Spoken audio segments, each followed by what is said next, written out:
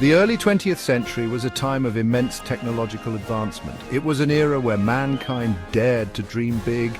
Out of this ambitious spirit emerged the RMS Titanic, dubbed the unsinkable ship. The Titanic was a floating palace designed for unparalleled comfort and style. Little did anyone know it would meet a tragic end, forever etched in history. The Titanic captured the world's imagination. It represented the pinnacle of shipbuilding, a testament to Harland and Wolff's skill. The ship was designed to be the largest and most luxurious of its time.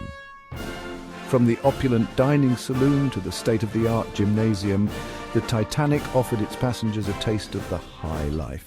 It was a ship built for kings, a floating palace that promised a journey unlike any other. However, beneath the surface of grandeur and opulence, there lurked a sense of hubris. The Titanic, many believed, was invincible, immune to the perils that plagued lesser vessels. This belief, this unshakable faith in technology, would ultimately contribute to the disaster that unfolded on that fateful night in April 1912. The Titanic's sheer size was staggering. At 882 feet and 9 inches long, it was almost the length of 3 football fields. Its width, an impressive 92 feet, allowed for spacious decks and luxurious interiors. Standing tall at 175 feet high, the ship's 4 iconic funnels became a symbol of its power and grandeur. These dimensions made the Titanic the largest moving object ever built by human hands at the time of its launch. To accommodate its passengers and crew, the Titanic boasted a gross tonnage of over 46,000. This massive capacity allowed for a wide range of facilities, including a swimming pool, a library, and even a squash court. The ship was designed to carry over 3,300 people, a testament to its role as a transatlantic liner connecting the old world with the new. Constructing such a marvel came at a significant cost. The Titanic's final bill reached a staggering $7.5 million, which in today's currency would be equivalent to hundreds of millions of dollars. The construction process was no less impressive, taking over 26 months and requiring the tireless efforts of a 3,000-strong workforce. The Titanic was not just a ship, it was an engineering marvel, a testament to human ingenuity and ambition. On the night of April 14, 1912, the Titanic, 4 days into her maiden voyage from Southampton to New York, sailed into the icy waters of the North Atlantic. The night was clear, the sea calm, but the air was bitterly cold. At 11:40 p.m., lookouts Frederick Fleet and Reginald Lee spotted something looming out of the darkness. An iceberg, its massive form a pale shadow against the starry night. Fleet immediately sounded the alarm bell 3 times and telephoned to the bridge, his voice urgent. "Iceberg, right ahead!" First Officer Murdoch, the officer on watch, reacted swiftly, ordering the ship to turn hard to port and the engines to reverse full speed. The Titanic, however, was a massive vessel, and turning her took time, precious time that was quickly running out. Despite their best efforts, it wasn't enough. The iceberg, its jagged edge scraping along the starboard side of the ship, tore a series of gashes in the Titanic's hull below the waterline. The impact, though seemingly slight to many on board, was fatal. Water began pouring into the ship's compartments, and it soon became clear that the unsinkable Titanic was going down. While the iceberg's impact is widely acknowledged as the cause of the Titanic's demise, a more recent theory suggests a contributing factor: a coal fire. Journalist Sinan Molony, after years of research, proposed that a fire had been smouldering in one of the ship's coal bunkers for days before it hit the iceberg. This theory is supported by the presence of a 30-foot black mark on the hull, visible in photographs taken before the ship left Southampton.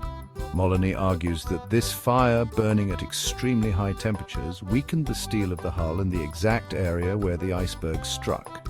According to some experts, the fire could have reduced the steel's strength by as much as 75%, making it far more susceptible to damage. This theory, though debated by historians and naval experts, adds another layer of complexity to the already tragic tale of the Titanic. If the coal fire theory holds true, it raises several questions. Did the Titanic's crew know about the fire? Did they underestimate its potential impact on the ship's integrity? Could the fire have been extinguished before the iceberg collision? These questions continue to fuel speculation and debate, ensuring that the Titanic story remains as captivating and mysterious as ever. Section 5. Lost at Sea, the mystery of the missing binoculars. As the Titanic steamed towards its fateful encounter with the iceberg, a seemingly insignificant detail would have far-reaching consequences. The ship's lookouts had no binoculars. This crucial piece of equipment, standard on most vessels at the time, could have given the lookouts precious extra minutes to spot the iceberg and warn the bridge. The reason for the missing binoculars is shrouded in mystery. The keys to the locker containing the binoculars were in the possession of Second Officer David Blair, who was transferred off the Titanic at the last minute before it departed Southampton. In the rush of the crew change, Blair apparently forgot to hand over the keys, leaving the lookouts without their vital tools. While it's impossible to say for certain whether the binoculars would have prevented the collision, their absence undoubtedly hampered the lookout's ability to spot the iceberg in time. The human eye, even on a clear night, has its limitations. Binoculars, on the other hand, would have allowed the lookouts to scan the horizon more effectively, potentially giving the Titanic those crucial extra minutes to alter course and avoid disaster. Section 6. A fatal shortage. The lifeboats that couldn't save enough. The Titanic, despite its claim of being unsinkable, had one glaring flaw: a shortage of lifeboats. The ship was equipped with 20 lifeboats, enough to accommodate just over half of the people on board. While this complied with the maritime regulations of the time, it was woefully inadequate for a vessel of the Titanic's size and capacity. Adding to the tragedy, the lifeboats that were launched were not filled to capacity. This was partly due to the chaotic evacuation and partly due to the belief held by some that the Titanic was still a safer option than the icy waters of the North Atlantic. As a result, many lifeboats left the sinking ship with empty seats, a stark reminder of the missed opportunities to save more lives. The lifeboat shortage and the failure to fill them to capacity highlight a tragic oversight in the Titanic's design and operation.